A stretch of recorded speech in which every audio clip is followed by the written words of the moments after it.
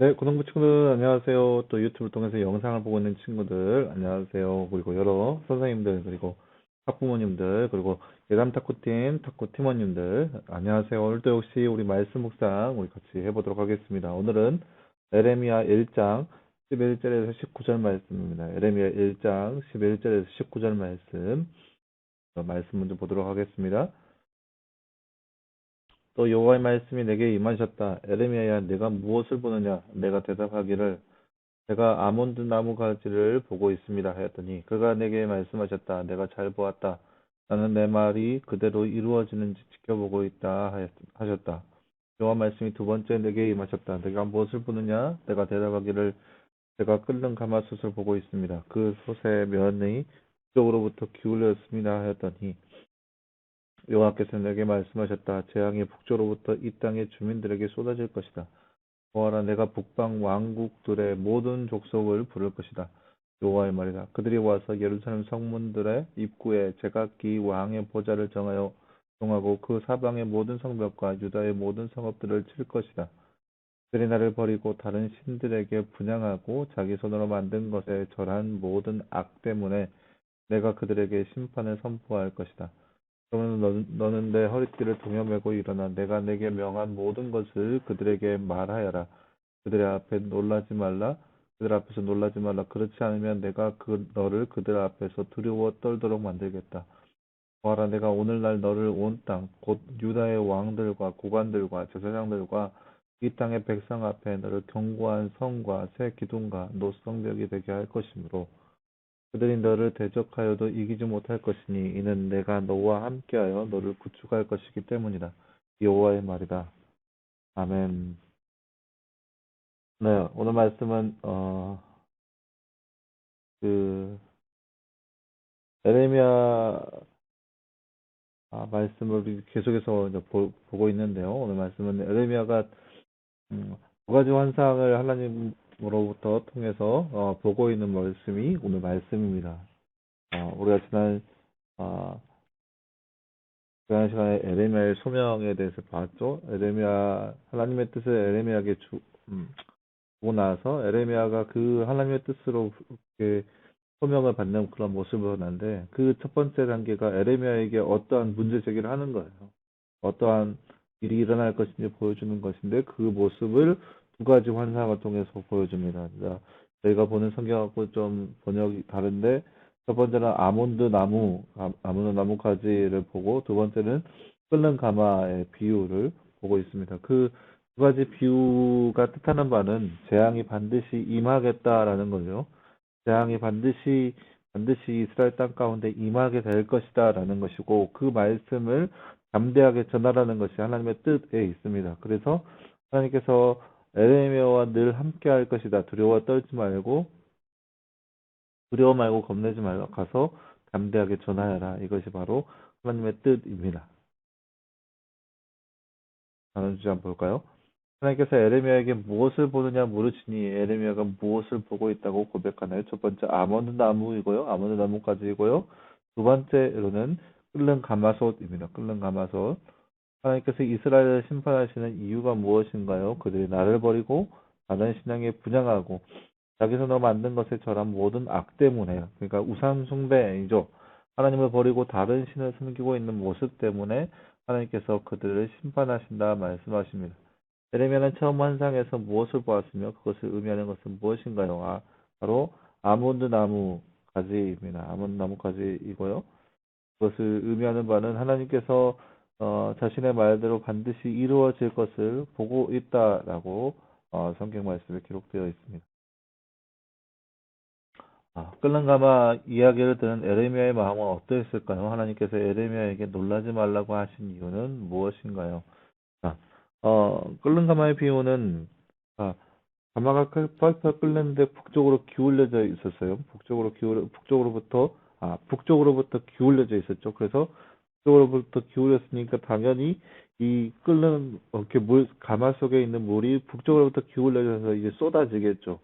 이 가마솥이 뜻하는 바가 무엇이었냐면은 북쪽으로부터 이런 어마어마한 재앙, 그러니까 북쪽으로부터 적군들이 몰려온다라는 것을 뜻하는 것입니다.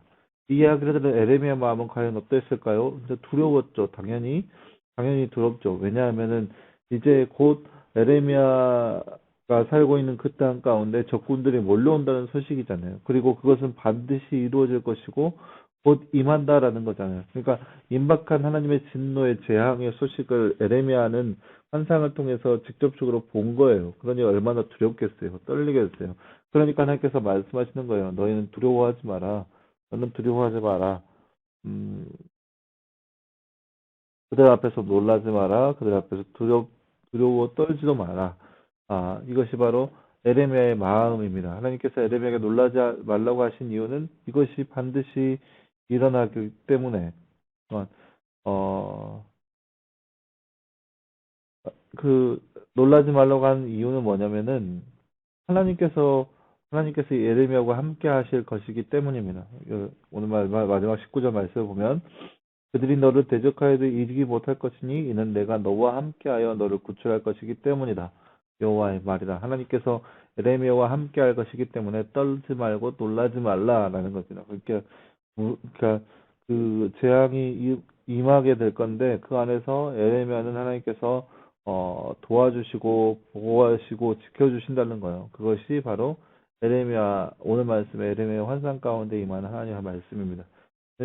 내용을 정리해보자면 이런 거예요. 에레미야가 하나님 앞에 소명을 받고 나서 두 가지 환상을 보았습니다. 아모드 나무 가지와 또 북쪽으로부터 기울어진 끓는 가마솥 비유를 함께 보았는데요. 이 말씀을 통해서 에레미야에게 하나님께서 분명하게 하시고자 하는 말씀은 하나님의 말씀이 반드시 성취가 된다는 것이죠. 그리고 그 성취된 그 말씀은 뭐였냐면은 이스라엘 백성들 가운데 재앙이 임하겠다라는 그 말씀인 거예요. 그래서 그 에레미야는 그 말씀을 듣고 놀랍고 두려워할 수밖에 없죠. 왜냐하면 적군이 몰려온다는 그 소식이 있기 때문에. 그래서 놀랍고 두렵고 때로는 걱정하였지만 하나님께서는 에레미야와 늘 함께 하신다는 그 말씀을 하심으로 인해서 걱정하지 말라고 말씀하고 계십니다. 이것이 바로 오늘 말씀에서 하나님과 에레미야 사이에서 일어난 모습입니다. 보세요. 이 말씀 보면서 얼마나 어, 이 펄펄 끓는 가마의 이 안에 있는 물들이 이게 기울여져서 쏟아진다면 얼마나 뜨겁겠어요. 이게 뜨거움이 확 몰려올 텐데 그렇게 이러한 것처럼 그런 적군에 의한 침략이 끓는 가마솥처럼 확실하고 또 뜨겁게 임하게 된다라는 것. 그 모습을 예레미야는 보게 됐어요. 이게 물론 하나님의 말씀이고 하나님의 예언의 말씀이긴 하지만 자기 민족을 향한 하나님의 예언인 거예요. 그 앞에 예레미야 마음은 얼마나 착잡했을까요? 자신의 민족이 하나님을 떠나서 하나님 앞에 하나님의 징계 앞에 놓여져 있는 사실이 얼마나 놀랍겠어요. 그런데 그것도 참담한데 그 사실을 가서 그 민족에게 자기 민족에게 가서 전하라고 합니다. 얼마나 착잡하고 또 얼마나 걱정이 되겠어요. 이것이 바로 에레미야의 심정인 것이죠. 사랑하는 여러분, 이 시대를 살아가는 우리의 삶 가운데도 마찬가지라고 생각되어집니다. 지금 우리가 살고 있는 이 시대, 특별히 우리나라는 하나님의 진노 앞에 놓여져 있다고 해도 과언이 아닙니다.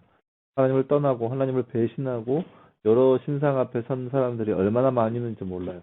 그러니까 물론 기록되어 있어요. 계시록 말씀에 마지막 때가 일어나면 배교가 일어나고 여러 신상 앞에 막 그렇게 절하고 있는 모습들이 늘어날 것이다. 그런 말씀이 예언되어 있어요. 그래서 그 예언에 따라서 배교하는 사람들이 늘어나는 것, 네, 그럴 수도 있어요. 하지만 우리나라만 보더라도 그런 배교자의 모습들이 곳에서 쉽게 볼 수 있어요. 사람들이 하나님을 버리고 그저 우상을 섬기기도 하고 하나님을 버리고 자기들의 신을 섬기기도 해요. 또 하나님을 버리고 모두 다 똑같은 신이라고 여기면서 종교 다원주를 외치기도 해요. 이러한 상황 가운데 우리가 놓여져 있어요. 얼마나 하나님께서 화가 나시겠어요. 우리나라를 향하여서.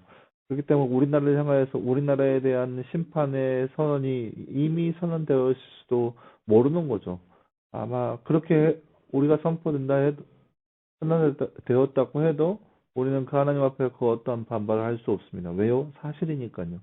우리가 하나님을 버리고 우리나라가 하나님을 버리고 배교되는 역사와 그런 모습들이 하나님 앞에 사실이기 때문에 우리는 아무 말도 할 수가 없어요. 다만 우리가 해야 하는 것이 무엇인지 묻는다면 우리는 그러한 이 땅 가운데 하나님의 진노가 가까워졌다라고 선포할 수 있는 우리의 모습 되어야 돼요. 하나님께서 우리가 하나님을 버리지 않고 하나님과 늘 함께 한다면 하나님도 역시 우리와 늘 함께하여 주실 거예요. 그렇기 때문에 우리는 아무 걱정하지 말고 아무것도 두려워하지 말고 임박한 진노의 때를 전할 수 있는 우리의 모습이 되어야 합니다. 때문에 여러분 살아가는 동안에 여러분 주변 친구들에게 또 혹은 여러분 가족들에게 또 여러분 주변의 사람들에게 우리나라의 이런 죄악상들에 대해서 한번 이야기하고 나눠보고 또 이런 죄악상 앞에서 우리의 죄악으로 인해서 하나님의 진노가 곧 임박할 것이라는 것도 역시 한번 나눠봤으면 좋겠어요. 그래서 속히 하나님 앞에 돌아오는 역사가 우리 가운데 또 여러분 친구들 가운데 여러분 주변 사람들 가운데 임하게 되기를 간절히 소원하는 모습이 우리 가운데 있었으면 좋겠습니다. 오늘 말씀의 에레미야처럼 아무것도 두려워하지 말고 하나님께서 함께 하신다는 그 믿음을 가지고 전하며 알리는 우리의 모습이 되기를 간절히 소망합니다. 함께 기도하겠습니다. 사랑하는 하나님 감사합니다. 주님 오늘 말씀에서 우리는 임박한 진노의 때 그 징계날에 대한 환상을 본 예레미야 모습을 함께 살펴보았습니다. 하나님 이 말씀을 바라보던 우리의 마음 가운데도 하나님을 버리고 멀리 떠난 백성들이 많이 있는 이 나라의 민족을 향하여서 국률의 마음 우리 가운데 있게 하여 주시옵시고 에레미야처럼 가서 하나님의 마음을 하나님의 뜻을 전하고 알릴 수 있는 모습이 바로 우리 가운데 있게 하여 주시옵소서. 하나님 우리와 함께 하심으로 우리를 지켜주신다는 그 믿음이 우리 안에 있게 하여 주시옵시고 그 믿음으로 담대히 주를 알리고 전파할 수 있는 우리의 모습 될 수 있도록 그래서 친히 역사하여 주시옵소서. 이 모든 말씀 감사드리며 들어가신 예수님의 이름으로 기도하였습니다. 아멘. 네, 여러분 감사합니다. 여러분 말씀 묵상 내일도 역시 계속 진행됩니다. 여러분 말씀 묵상 꼭 시간 꼭 잊지 마시고 말씀을 통해서 더욱더 하나님을 알아갈 수 있는 저와 여러분 모습 되었으면 좋겠습니다. 여러분 수고했고요. 내일 또 다시 보도록 하겠습니다. 여러분 수고했습니다.